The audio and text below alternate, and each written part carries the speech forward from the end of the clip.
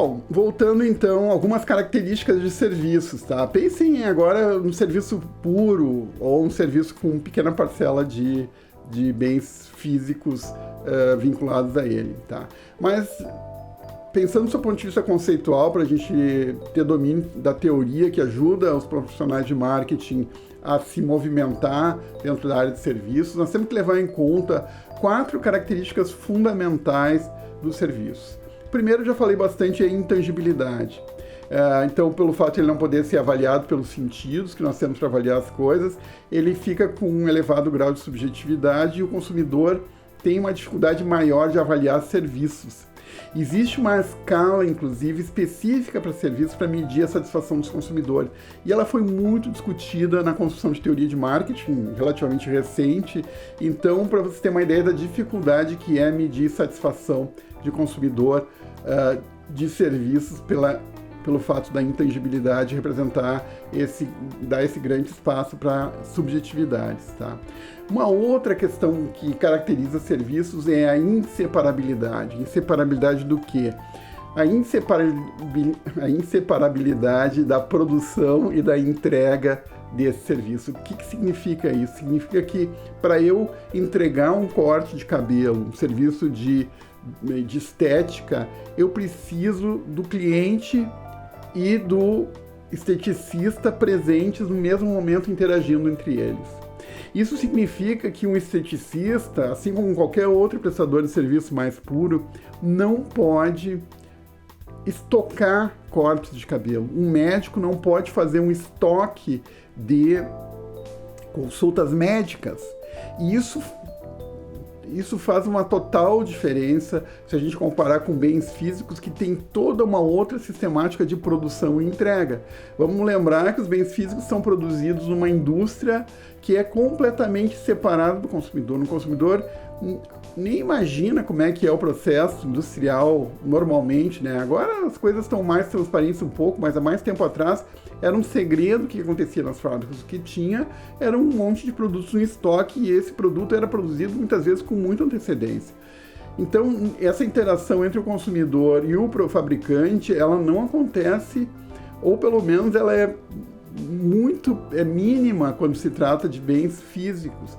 Mesmo uma fábrica de uma montadora, a gente até pode fazer uma visita, se quiser muito, ir lá e marcar e agendar e tudo, mas não é necessário eu visitar a fábrica do automóvel para eu saber que eu vou receber um automóvel em condições.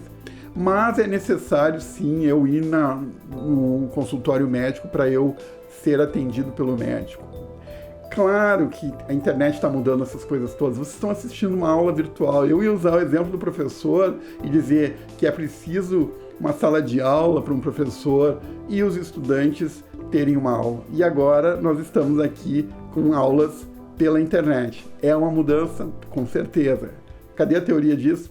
Não sei, ainda não foi escrita. Vamos, ter que acomodar essas novas situações à teoria que está colocada. Mas o que está colocado na teoria hoje, e que é importante o profissional de marketing se dar conta, que há uma inseparabilidade entre a produção e o consumo de serviços. Isso significa que, por exemplo, nós vamos ter problemas de filas. Como eu preciso fazer um casamento entre o cliente e o prestador de serviço, esse prestador de serviço, ele não tem flexibilidade, ele tem que atender um cliente cada vez. Então, se houver um acúmulo de demanda, muita gente querendo serviço ao mesmo tempo, tem que se contornar isso de alguma forma. Isso é típico para, por exemplo, serviço ou restaurantes, né, que tem horários específicos, ou os bancos mesmo também sofrem muito com esse tipo de dificuldade que diz respeito à questão de tempo de espera do cliente na fila do banco. Inclusive tem regulação do Banco Central em relação a isso, né? Por quê? Porque o custo do banco, da operação do banco, está muito centrado em cima do custo do funcionário. E para equilibrar o número de funcionários, não ter funcionários demais onerando a folha do banco, com poucos clientes, eles ficam ociosos, ou funcionários de menos, que gera filas nos horários, principalmente no horário de pique. Como equilibrar isso, então, é o grande desafio para o banco. E é claro que vão se tomar medidas. Agora com a pandemia ficou mais fácil porque tem um agendamento, mas se a gente pensar no negócio normal do banco, que ele fica com as portas abertas para o público e sujeito às variabilidades da própria rotina das pessoas, isso é um problema bem difícil de ser resolvido. Os médicos, por exemplo, eles resolvem a questão de uma forma muito simples, é por agendamento da consulta. Mas isso também não é perfeito, porque isso pode ser que o paciente não apareça simplesmente e o médico vai ficar ocioso aquela hora ali e ele não tem como recuperar isso depois de nenhuma forma. Então isso também não é perfeito. E também não serve para todos os tipos de serviços. Dificilmente, por exemplo, a gente consegue um agendamento, acostumar o cliente a fazer agendamento, por exemplo, de um problema mecânico, numa oficina mecânica. Uma oficina mecânica, o cliente vai procurar a oficina mecânica quando ele tiver um problema no carro. E ele não vai estar tão disposto a aceitar um agendamento do que, assim como ele está disposto a aceitar um agendamento com o médico. Então tem essas variabilidades dentro do próprio setor de serviço que a gente tem que levar em conta. E para algumas é mais importante a questão da inseparabilidade, para outras nem tanto. Talvez para o ensino a gente esteja conseguindo construir outras formas que driblam a questão da inseparabilidade. Talvez isso possa ser aplicado para outros contextos, vamos ver como as coisas vão evoluir. Mas é preciso que vocês estejam atentos para isso, inclusive na análise do que vocês vão fazer das empresas que vocês estão acompanhando.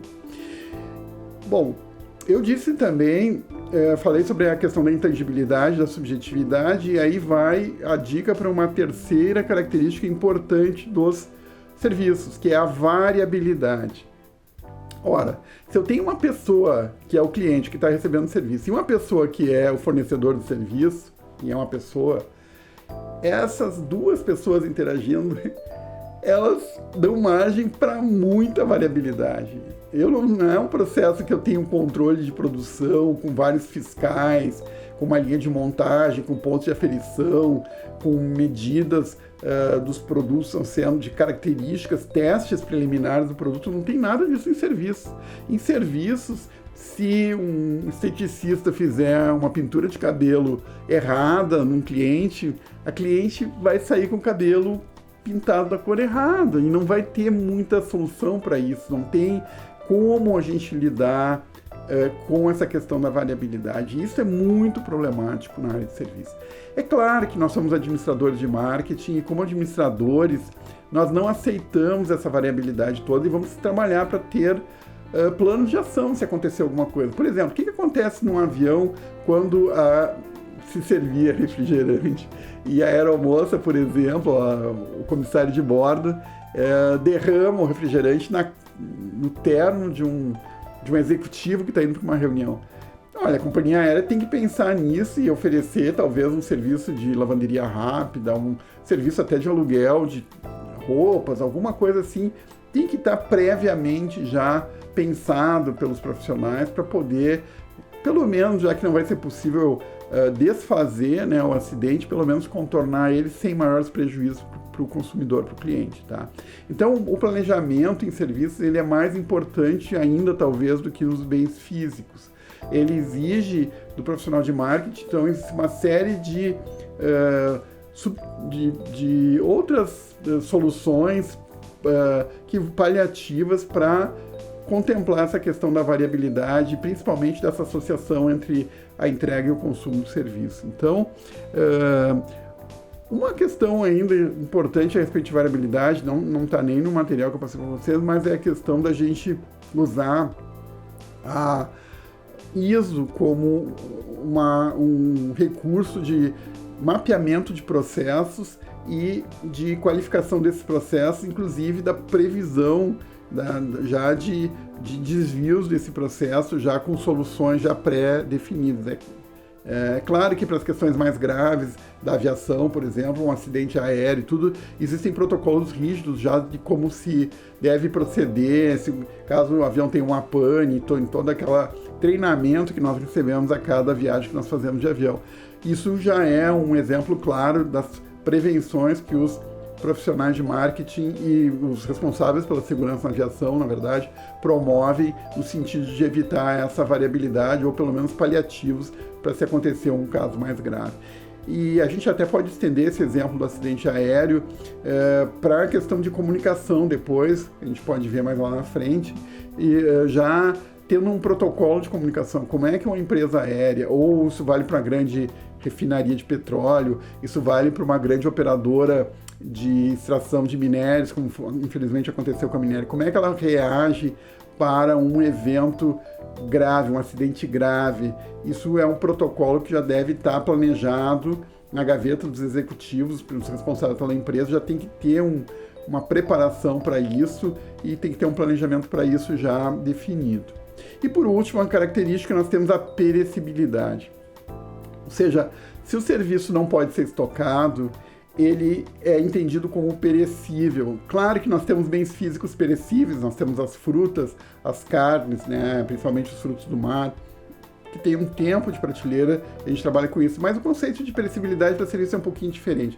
O conceito de perecibilidade de serviço, ele nos aponta, ele nos chama a atenção para a importância de que o serviço ele acontece no tempo presente. E ele não pode, como ele não pode, assim como ele não pode ser estocado, ele também não pode ser recuperado se esse tempo presente não for aproveitado de alguma forma. Eu vou dar um exemplo para vocês entenderem bem facilmente o que é perecibilidade.